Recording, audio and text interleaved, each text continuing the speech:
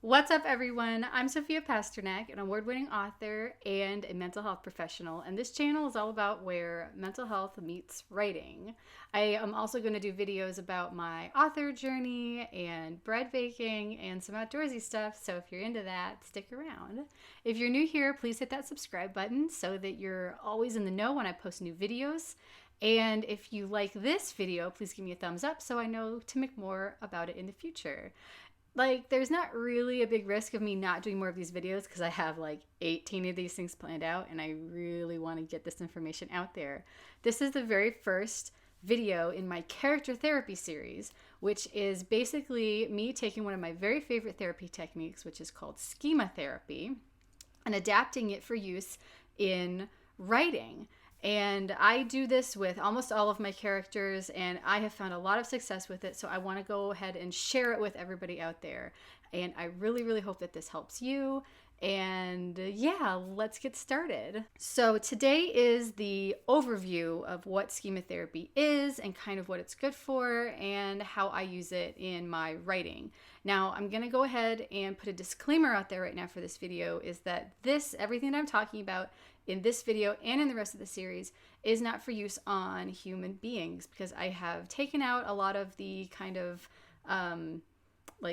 psychological professional stuff because that would require a whole lot of instruction that I don't have the time, or I don't think the ability to do, just because I'm not a professor of psychology. I don't know how to teach this stuff. But I do know how I turned this into a writing technique. And so I'm going to be talking about psychotherapy as it pertains to writing, not how it pertains to how it can be used on real people. So I like to say this is real psychotherapy for imaginary people. So please don't take these techniques and try to use them to diagnose friends and family. We'll talk about how schemas aren't even diagnoses in a minute. But yeah, these are not for use on real humans, just on the fake ones inside your head. That sounds weird. That's okay. What is a schema? Now, a schema in psychotherapy talk is basically a lie that you have told yourself about yourself, the world, or other people in the world. And most schemas are developed when you are a child. And when I say child, I mean at any point where your brain is still developing. It could even be in your late teens, early 20s. Most of the time, these schemas come from when you're yay big, when you're a little person. But they can still be going and going and going as you grow up. One of the really important ideas that I like to get out there to people when we're talking about schemas, and especially how your childhood can affect you as an adult, is that as a child, especially around 2 and 3 years old, whatever is going on in your house, wherever you live, whoever your caretakers are, whatever is going on in that dynamic is what you will believe the whole world is supposed to be like. That is creating your baseline for the rest of your life. These are the foundations for the rest of your life. So if you grow up in a household where your caretakers are very attentive, but they still, impose rules, you still know what's expected of you, and you have a very stable place to live, then you will grow up as a healthy person. You will grow up emotionally, mentally healthy, and you will understand that, when people are mean to you, that's not right. When people are nice to you, it is right, and so on and so forth. However, kids who grow up in homes that are unstable, that are dangerous, that are abusive, will grow up believing that the people who love them will do those things to them. I like to use the abandonment schema, as kind of an example for a lot of this stuff, just because it's pretty straightforward and easy to understand. So consider that you are a child and you live in a home where your parents are constantly leaving you, either because for work-related stuff, they travel a lot for work, or maybe you just have neglectful parents. Maybe one of them is addicted to something and they're physically there, but they're not emotionally there. So these kids are the ones who, when they grow up, they don't really expect anyone to be there for them. They can be very aloof. They can be very standoffish in relationships because in their mind, people who love them will leave them emotionally or physically. So that's kind of where we're going with this. And a lot of the times, these aren't conscious thoughts. These aren't people making decisions of, oh, I just won't be in a relationship with somebody because then they can't leave me. It's, I feel more comfortable when I'm not in a relationship. And that underlying thought is because I don't want to be abandoned again. So that's kind of where we're going with this. These are things that your characters will do, not necessarily consciously and on purpose, but just because I feel better when I do this, this, or this because of what I learned as a child. All right, so earlier I mentioned that there are 18 schemas, and we're going to touch briefly on every single one of those in this video. Not a lot because it would take forever, but just to mention, at least name them. But within those 18 schemas, there are 3 different ways that people can react to each schema. And I'm going to go ahead and define what I mean when I say trigger. If somebody is triggered in this video, and what I'm speaking of is that, like with the abandonment schema, let's say, for example, one of your characters with the abandonment schema is dating someone, and that romantic partner gets mad at this person because they didn't do the dishes or something. Now, a person without the abandonment schema would interpret that anger in whatever way, but a healthy person would go, oh, they're angry at me for not doing the dishes. Yeah, I should have done those. And then they'll go and do them, bada bing, bada boom, and we're done. The person with the abandonment schema will immediately think they're going to leave me because they're mad at me. They're going to abandon me. I have to do something in response to this feeling. And they will respond in one of 3 ways. The first way is by being an overcompensator. Now, the overcompensators act as though the opposite of the schema is true. So the person who has the abandonment schema, the character with the abandonment schema, will act as though the opposite of this is true. So not the people who love me will leave me, but more like the people who love me will be with me forever, and I'm going to make sure that happens. And so what they will usually end up doing is being really clingy and really controlling, and they'll actually end up driving people away. Either on accident or sometimes on purpose, as kind of a, well, they didn't leave me, I made them leave type of attitude. But it's the opposite of that whole I'm going to be abandoned, whereas if I drive somebody away, it's not the same as being abandoned, if that makes sense. The second way that people can respond to the schema is by avoidance. So the avoiders are the ones who act as though the schema doesn't even exist. And they'd put a lot of work into removing the triggers for the schema from their lives. So a person with the abandonment schema might not even be in a relationship in the first place, because you can't get abandoned if you're not in a relationship with anybody. So this scenario probably wouldn't even come up with them because they would not be in a relationship. However, if they happen to be in one and their partner was mad at them, then it would be immediate breakup. Okay, this is over. Let's just get out of this, and they would be gone. They would avoid the confrontation. Now, the third way that characters can respond to a schema being triggered is by surrendering. The surrenderers act as though the schema is the truth. The schema is going to happen. This is just how it is. I might as well just lay back and let it happen. The trigger happens, they feel like they're going to be abandoned, and they will acknowledge that, yes, this is happening, I'm going to be abandoned. And a lot of the times they will have this big emotional response, and it, like hysterics almost, an out of proportion emotional response. And they will engage in behaviors that actually cause the schemas or can perpetuate the schemas. For example, if you have a character with the abandonment schema, they will seek out relationships with people who are unstable and who have a history of cheating, or, they know they're an airline pilot and I'm going to be away a lot. And the person with the abandonment schema with the surrendering mode goes, oh, okay, well, that's what happens. People leave you, people are gone. And so that's who they seek out on purpose. And then they wonder, why do I always date people who leave me? And, that's why, because they're surrendering to their abandonment schema. All right, we are going to take a break for just a second from psychology stuff, and we're going to talk about writer stuff. So on the website Helping Writers Become Authors by K.M. Wieland, she talks a lot about the kind of 4 steps in creating a really good character arc. And I love this, and I've kind of adapted it into how we handle schema therapy, because these are kind of the steps of how I, as a therapist, work with my patients on schema therapy. Like I mentioned before, a little bit different. And this is not necessarily true of people, like real humans, but for your characters, this is a pretty good, at least, place to start. So we have the 4 parts of character arc. We have the lie, the want, the need, and the ghost. And I call these the lie, the want, the truth, and the wound. they're the same concepts basically. So the lie is the schema telling you that you're not good enough, or that people are going to leave you, or that people are liars, etc. This lie is what has trapped your character in their kind of crappy starting world. You know, the world that you start in isn't perfect, and your character stays there because it's comfortable and it's fine and I can deal with it. And the lie is the thing that's keeping them there.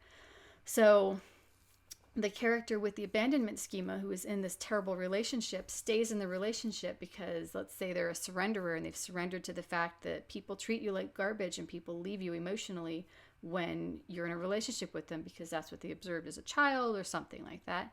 And they stay in this relationship because they believe that this is true. This is the truth of the world. This is what I'm supposed to feel like.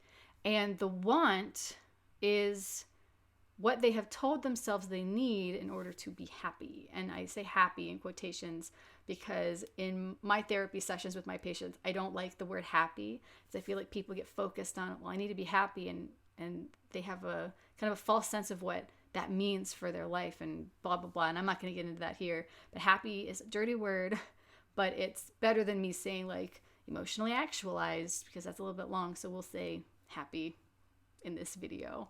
So the want is what your character believes they need in order to be happy, in order to be a whole person. And generally this is a physical thing or a person or something like that. So somebody with the abandonment schema might believe that they need, a good, solid partner who won't leave them in order to be happy. And this is not true. This is just feeding into that schema again. This is just shoring up that schema and perpetuating the schema. You're not challenging the fact that that lie is a lie. That is what the need or the truth does. So the need/truth is the thing that your character actually needs to be happy, actually needs to be a real, full, whole person. And this is generally intangible. It takes the shape of a mental shift. And it's them discovering, you know what, this thing I believed is a lie. It's not true. And I need to get away from that. And for the abandonment schema, it would not be necessarily to be in a relationship with somebody who's not going to leave them. It would be coming to the understanding that abandonment isn't inevitable, and you can find somebody who will love you and stay with you forever. And if people leave you, you know what? Sometimes it happens and it has nothing to do with you. That's the truth. That's the thing that they need in order to move out of this kind of dull starting world of the lie and get to a place where they can really, really become their whole, true, and good selves.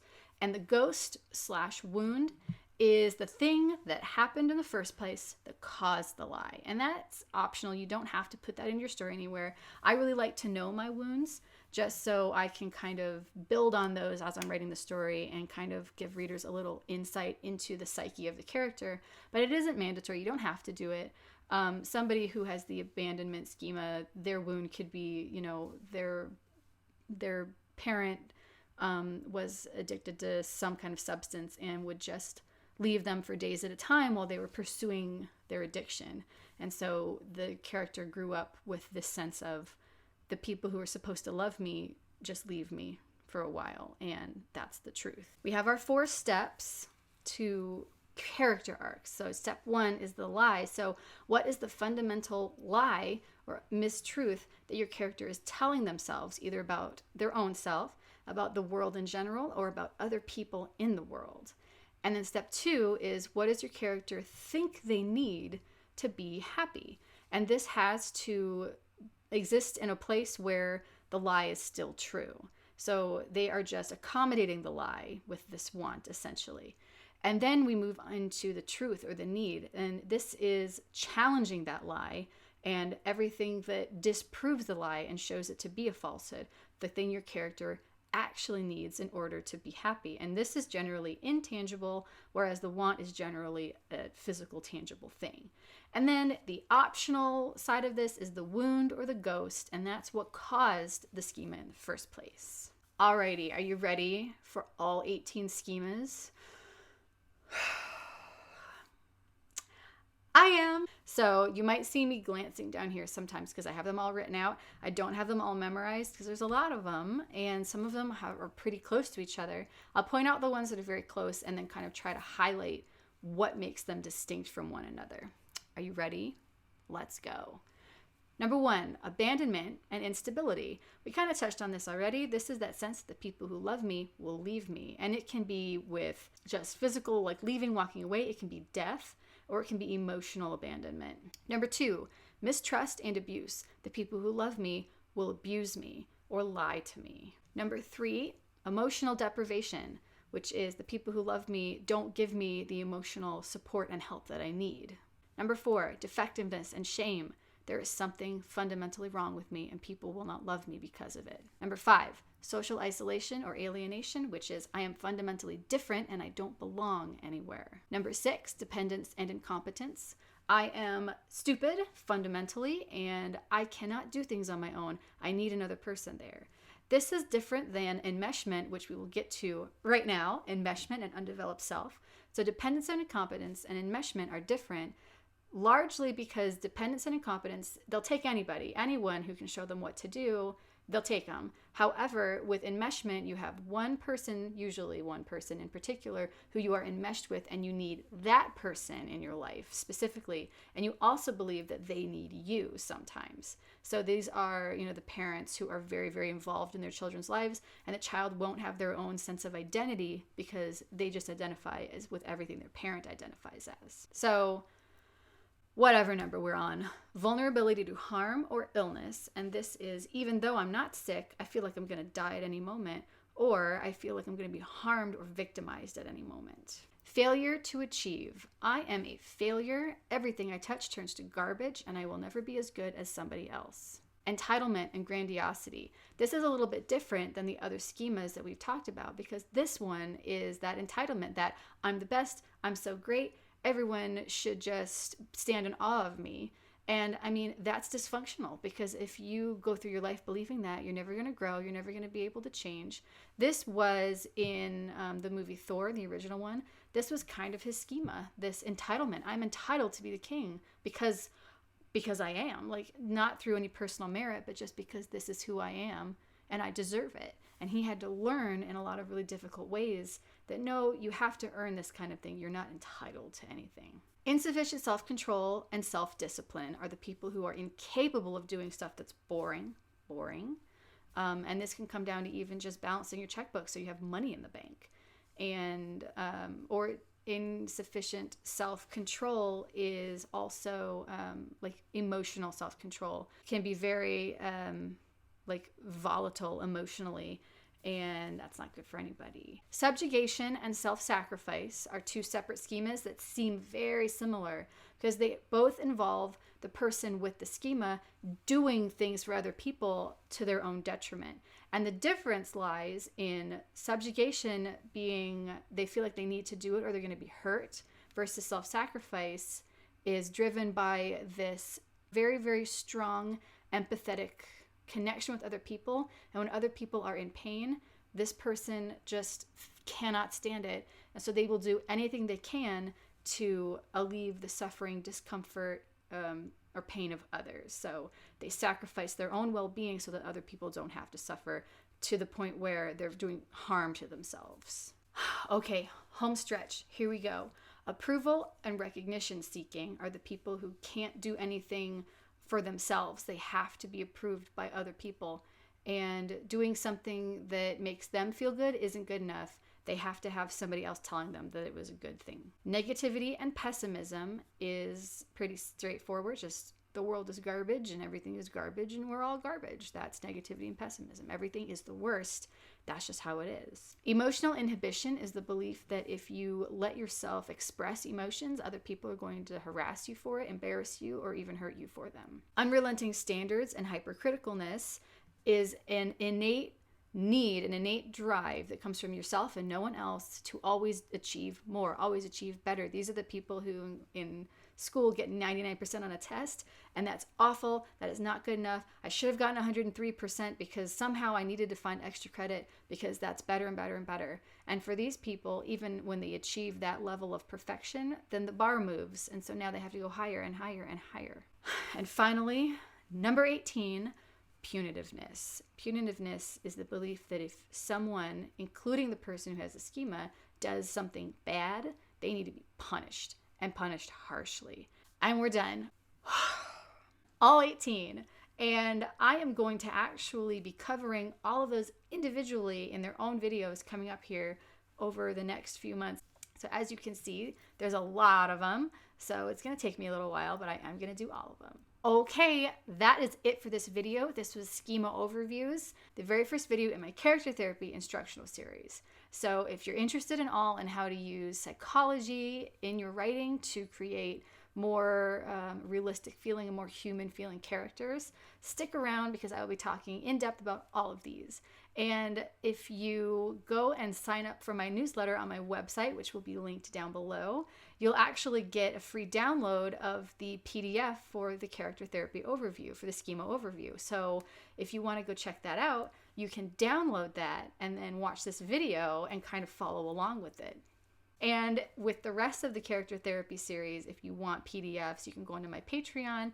And if you are even the lowest level patron, you will get access to those PDFs to download and work with them along with the videos. You don't need those PDFs to get what you need out of the videos, but they do make things easier. All right, like I said at the beginning, subscribe if you're new here. Like this video so I know to make more like it. And have a great day.